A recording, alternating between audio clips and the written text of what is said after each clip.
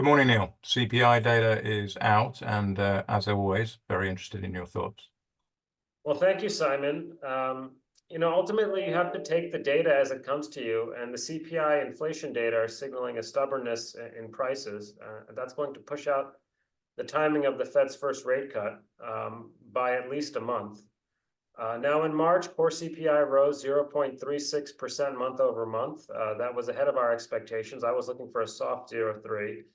But looking through some of the important details, medical services inflation rose sharply, and also motor vehicle insurance rose sharply over the month. The increase in motor vehicle insurance was so strong that it was responsible for nearly a tenth on core CPI.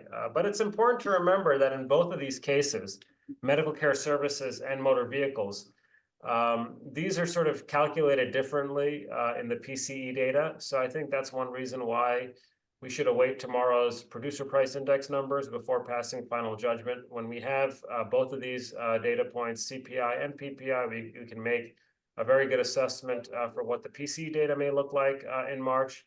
But right now, I think something in the 0.3% range for core PCE is likely for March. Still too high for comfort, I think. We did see housing rental inflation continue this sort of modest progress. But again, the progress has been modest. I mean, that to me has been the biggest source of surprise. Even though we've seen sort of real-time measures of rents come under pressure, you haven't really seen a lot of this filter through into the official housing rental statistics. Now, what does it all mean for housing for monetary policy? Well, I still think the Fed's cutting this year.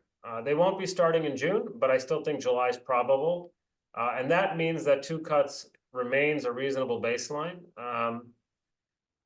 But I do think the markets and investors may need to think about path dependency. So this idea that if the Fed doesn't go in June, they'll go in July. But if they don't go in July, will they really go in September? That's something that's going to enter the conversation. So I think that path dependency debate is an important one.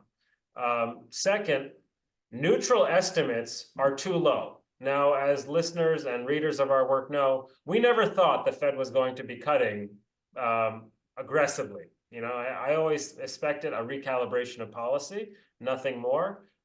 But every month you have solid jobs growth and firmer inflation is another month where the Fed's estimates of neutral look too low. Right now, the Fed believes they're going to be cutting rates to 3% in 2026. That would represent a significant easing of policy, in my opinion, because neutral rates are not as low as they think. It could be at least a percentage point higher. Remember, when the Fed started first producing the summary of economic projections, they had it at 4. That might be closer to where we're at than certainly where they are. I think that's important. So even as the Fed may be cutting this year, they'll probably be pushing up the dots in 25 and 26 to signal that a larger easing of policy is unlikely. And the final thing, and this sort of speaks to something I was talking on earlier, there's a significant wedge or gap between CPI and PCE.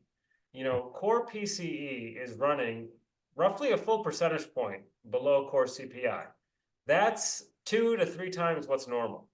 And I think an important implication from that is that the markets are kind of moving a lot, the bond market in particular, with CPI today. But I do think that wedge may speak to this idea that CPI might be not as influential for monetary policy. So I think that's something to keep in mind, because the PCE data do look better, and it does look like the Fed is making more progress towards 2% than if you just looked at the CPI data alone. I mean, I don't make the rules. The Fed looks at PCE, and that's their preferred measure of inflation.